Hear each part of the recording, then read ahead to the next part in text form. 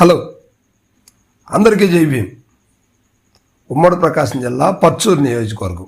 ప్రస్తుతం ఇప్పుడు ఇది బాపట్ల ఆ జిల్లాలో ఉందన్నమాట. పర్చూరు నియోజకవర్గం వైఎస్ఆర్సీపీకి గత 3 ఎన్నికల నుంచి సవాలుగా మారినటువంటి పరిస్థితి ఉంది. ఎందుకంటే పర్చూరు నియోజకవర్గం గతంలో కొన్నాళ్ళు కాంగ్రెస్ పార్టీ కంచుకోవడంగా ఉన్నటువంటి పరిస్థితులు ఉన్నాయి.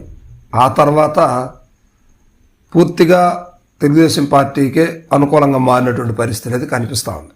ఎందుకంటే 2014లో ఏలూరు సాంబశివరావు గారు అక్కడి నుంచి రాజకీయ అరంగేటం చేసి ఫస్ట్ దఫాలో గెలిచారు. 2019లో జగన్ సునామీ ఒక ప్రపంచంలాగా వచ్చినప్పుడు కూడా అక్కడ ఆయనే స్వల్ప మెజారిటీతోనే గెలిచాడు. ఇక ఆ తర్వాత 2024లో కూడా మరలా ఆయనే గెలిచాడు.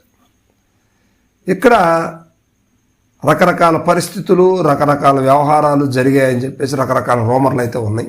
సరే, ఏది ఏమైనప్పటికీ వైఎస్ఆర్సీపీకి పర్చూరు టికెట్ అనేది కొంచెం సవాలుగానే మారింది. కొంతమంది అయితే పర్చూరు రావడానికి కూడా ఇష్టపడలేదు.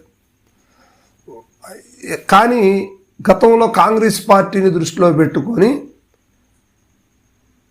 అప్పుడు కాంగ్రెస్ పార్టీ బలంగా ఉంది కనుక, గాదే వెంకటరెడ్డి గారు అక్కడ మంత్రిగా పనిచేశారు కనుక, సో దాన్ని దృష్టిలో పెట్టుకొని ఇప్పుడు పర్చూరుకి వచ్చి వైఎస్ఆర్సీపీ నుంచి పోటీ చేయాలి తప్ప స్వతహాగా అయితే అవన్నీ ఆలోచించకుండా వచ్చి పోటీ చేసే పరిస్థితి లేదు.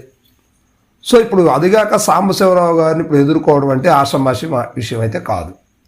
ఖచ్చితంగా ఏలూరు సాంబశివరావు గారు ఇప్పుడు అక్కడ ఒక బ్రాండ్ స్టాంప్ అయిపోయాడు ఆయన. మరి ఇలాంటి పరిస్థితుల్లో అక్కడ సరైనటువంటి క్లాసు మాసు నాయకుడు కావాలి. ఒక మాసే సరిపోదు, క్లాసు మాసు ఇద్దరు కావాలి. మరి అలాంటి వ్యక్తులు ఎవరున్నారు? సో ఇక్కడ భరత్ పోటీ చేశాడు, ఓడిపోయారు. అదేవిధంగా ఆమంచి కృష్ణమోహన్ గారికి ఇస్తే పట్టుమని 10 రోజులు అక్కడ తిరగకుండానే నాకు వద్దురా బాబోయ్, నేను చీరాల వెళ్తాను, నాకు చీరాలు ఇస్తే ఇవ్వండి, లేకపోతే నేను ఇండిపెండెంట్గానే పోటీ చేసుకుంటాను, పార్టీ అయినా మారతానన్న విషయం మనందరికి కూడా తెలుసు. కొన్ని రోజులు చేసి వెంటనే చీరాలు వెళ్ళిపోయారు. ఆ తర్వాత ఎడం బాలాజీ గారు వచ్చారు మొన్న ఎన్నికలకి, ఆయన పోటీ చేశారు, దారుణంగా ఓటమి పాలయ్యారు. మరి ఇలాంటి పరిస్థితులు ఎవరు అనేది వైఎస్ఆర్సీపీ వెయిట్ చేస్తుంది. రకరకాల పేర్లు వినిపిస్తున్నా ఎవరు కూడా ముందుకు రావట్లేదు. కానీ మొత్తానికి వైఎస్ఆర్సీపీ అధిష్టానం ఒక బలమైనటువంటి నిర్ణయం తీసుకుంది పర్చూరు మీద.